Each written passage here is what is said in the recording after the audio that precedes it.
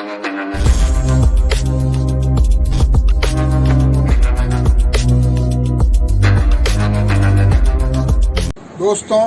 आज मैं राजा महेंद्र प्रताप सिंह के बारे में बताऊंगा। उन्होंने 1915 में काबुल में एक स्वतंत्र सरकार बनाई, जिसमें खुद प्रधानमंत्री बनने और बरकतुल्लाह खां को राष्ट्रपति बनाया और अंग्रेजों के खिलाफ लड़ने के लिए अपनी व्यूह रचना बनाई। उन्होंने उस समय 1915 में जब कोई आने जाने का कोई इजीली साधन नहीं था, तो उस समय वो जगह जगह बड़े बड़े जापान, जर्मनी, अफगानिस्तान के जो उस समय राजा थे उनसे मिले और भारत के खिलाफ अंग्रेजों से लड़ने के लिए अपनी फौज बनाई और अपनी राजपाट बनाया।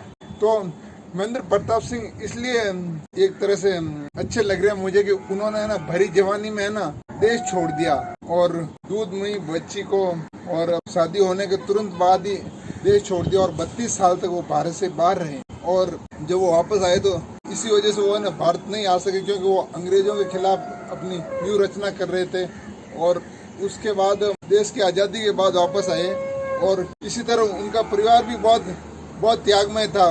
उनकी बेटी ने भी संकल्प लिया कि जब तक मेरे पिताजी घर पर नहीं आएंगे मैं शादी नहीं करूँगी। और जब तक वो आए तब तक बेटी की शादी की उम्र निकल गई थी। इस तरह से अपन देख सकते हैं कि उनका परिवार और वो खुद कितने देश के लिए समर्पित व्यक्ति थे। और उन्होंने उस समय अलीगढ़ मुस्लिम विश्वविद्यालय और भी कई बड़ी बड़ी जो शिक्षण संस्थान जो अलीगढ़ में थी उनको अपनी जमीन भेंट की। उन्होंने देश का पहला टेक्निकल महाविद्यालय स्थापित किया।